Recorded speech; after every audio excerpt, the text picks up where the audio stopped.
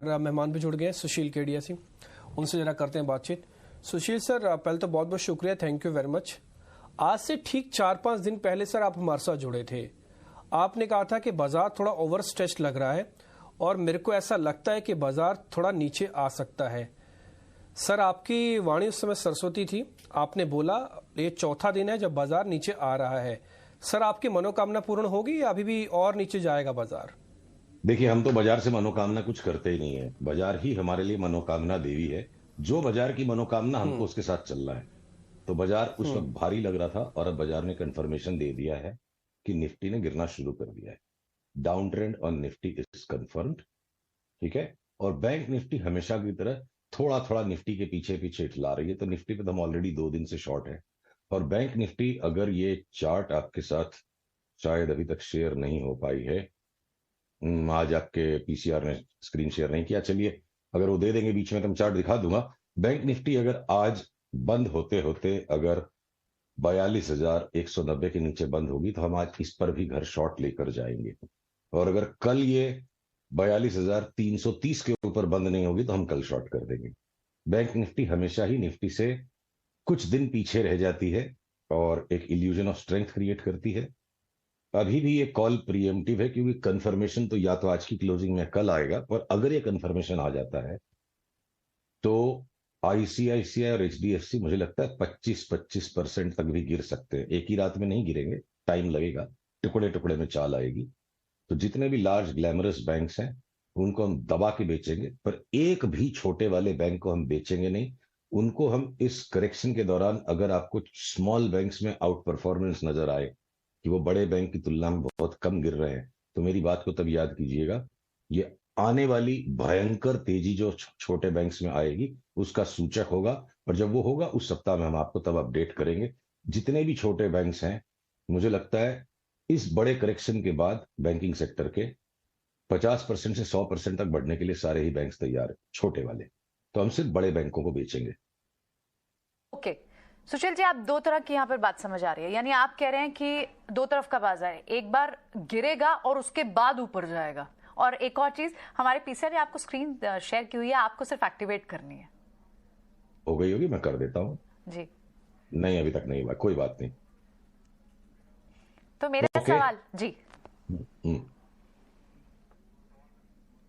जी पूछिए सुशील जी, कि आप जो बात कर रहे हैं, आप ये कह रहे हैं कि छोटे बैंकों में तेजी आएगी लेकिन बड़े बैंकों को अभी बेचेंगे, यानी अभी फिलहाल क्या बाजार आपको गिरने के लिए तैयार दिख रहा है और उसके बाद फिर तेजी दिखेगी? कैसे देख रहे हैं अभी? देखिए, ज्यादातर जब बाजार की बात होती है तो निफ्टी और बैंक निफ्टी उसका मतलब होता है। और मुझे लग रहा है, देखिए, छद्म तो शेयर बाजार में, युद्ध में, रोमांस में, हर जगह छद्म है। डिसेप्शन इज ए की इंग्रेडिएंट ऑफ ह्यूमन स्ट्रगल। तो अब जो डिसेप्शन का लेयर मुझे बाजार में दिख रहा है, हर बार अलग अलग डिसेप्शन होते हैं।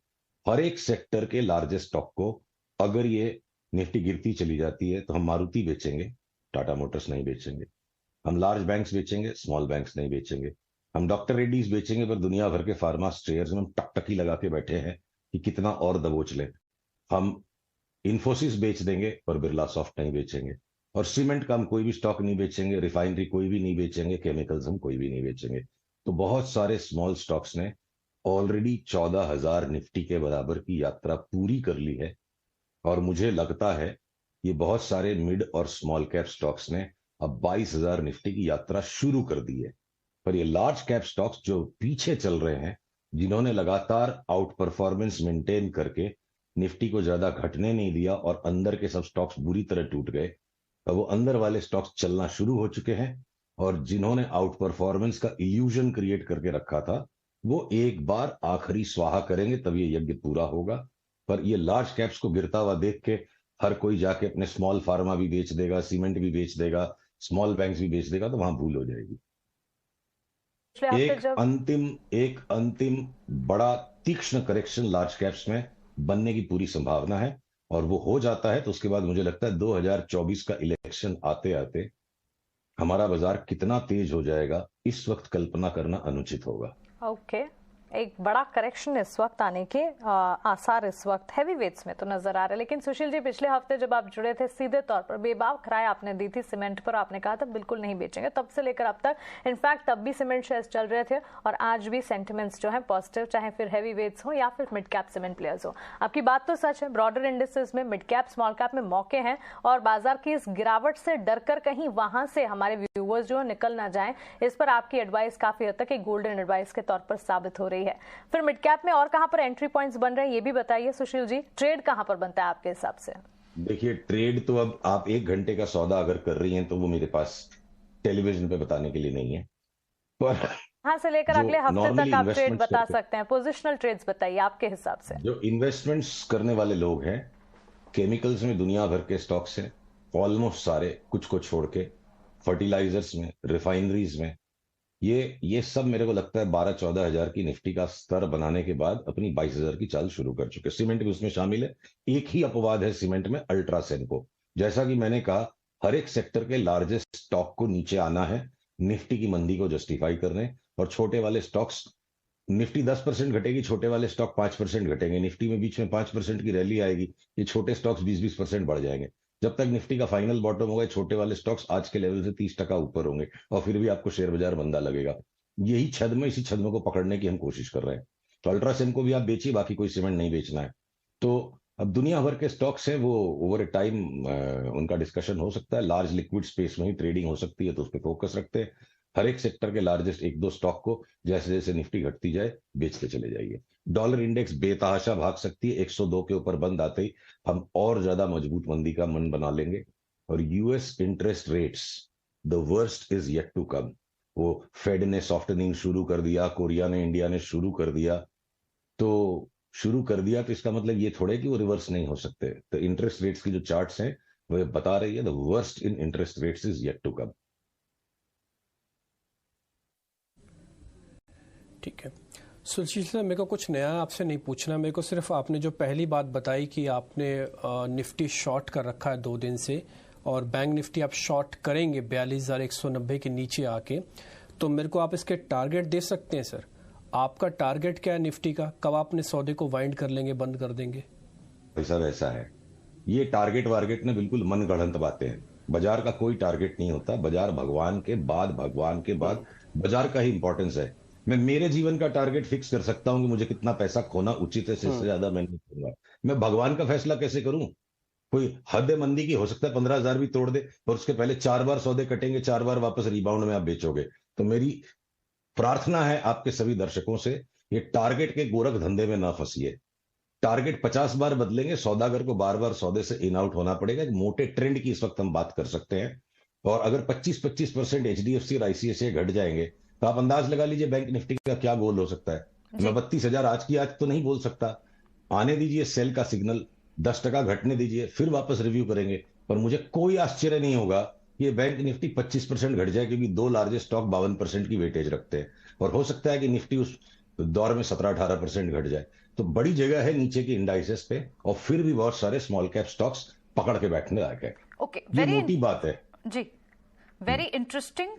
सुशील, अगर आप बोल रहे हैं कि 25% बैंक निफ्टी पर भी कट पॉसिबल है और 17-18% निफ्टी पर, आपने बहुत सारे स्पेसेस की स्ट्रेंथ की बात की। बहुत स्ट्रेट फॉरवर्ड और शॉर्ट क्वेश्चन मैं पूछूंगी आपसे, आपको मिलने का मौका ज्यादा मिले। टेक्नोलॉजी स्पेस पर आपने कहा कि हम बिरला सॉफ्ट को रखेंगे और बाकियों को बेचेंगे, और लास्ट जब भी बात हुई आपने कहा है कि टेक्नोलॉजी स्टॉक्स में शायद अब गिरावट बंद हो गई है, लेकिन अब क्या व्यू बन रहा है? नहीं, अब इन्फोसिस ने अगर अपना प्रायर लो तोड़ दिया तो वीकनेस तो रिज्यूम हो गई। तो इस वक्त हम लार्ज कैप आईटी स्टॉक्स में लेने की जरूरत नहीं करेंगे, इसको वॉच करना होगा। और जब तक इसमें कोई बाई का सिग्नल नहीं बनता, नेचुरल सेल्स है इस वक्त। मोमेंटम को जिसको खेलना है, जिसको रोज की ट्रेडिंग करनी है, तो लार्ज आईटी के अंदर कोई लेके पैसे बनाने लायक इस वक्त चार्ट नहीं है। असमंजस है वहां पर, और ये असमंजस, ये संशय जो है, ये अक्सर नीचे की तरफ लुढ़क जाते हैं।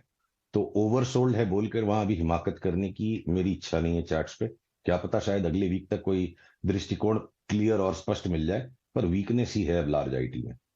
और देखिए, आज S&P 500 ने भी ऑलरेडी सेल सिग्नल दे दिया है, कल से वहां भी मंदी का भाषण शुरू हो जाएगा। यूरोपियन मार्केट्स सेल ऑफ करने के लिए रेडी है। गोल्ड सिल्वर भी नीचे उतरने को रेडी है। तो एक ये जो वॉलेटिलिटी इंडेक्स को इतना नीचे तक हमने दबा दिया है। एक अंतिम बात मैं कहना चाहूंगा, इंडियन विक्स अगर 17 के ऊपर बंद आ जाए किसी दिन, तो एक बार फिलहाल तेजी भूल के सारे large caps left right and centre बेचिए। ये आखिरी करेक्शन लगता है मुझे इस 1.5-2 साल के पड़ाव का, जिसके बाद वापस धुआंधार तेजी आएगी। बस डीप करेक्शन में बचना बहुत जरूरी है। सुशील जी सही कह रहे हैं। इनफैक्ट आईटी तो इस वक्त रिस्क की ट्रेड नजर आ ही रहा है, इसे वॉच लिस्ट में ही रखा जाए, ये राय। Thanks for being with us Sushil ji, बहुत अच्छा लगा आपसे बात करके और अगले हफ्ते फिर से आपसे मुलाकात होगी और तब देखेंगे कौन से स्पेसेस हैं जो आपके रेडार पर हैं। इस वक्त छोटे मझौले शेयरों पर खास तौर से नजरिया बरकरार है हमारे टेक्निकल एक्सपर्ट्स का। और अब सुशील केडिया भी कह रहे हैं कि छोटे मझौले शेयरों पर आगे तेजी का नजरिया बरकरार रह सकता है। इंडेक्सेस को वॉच लिस्ट में ही रखें, वॉलेटिलिटी इंडेक्स पर खास ध्यान रखें और साथ ही सेक्टर स्पेसिफिक मूव्स में सीमेंट इन्हें खास तौर से पसंद आ रहा है। लेकिन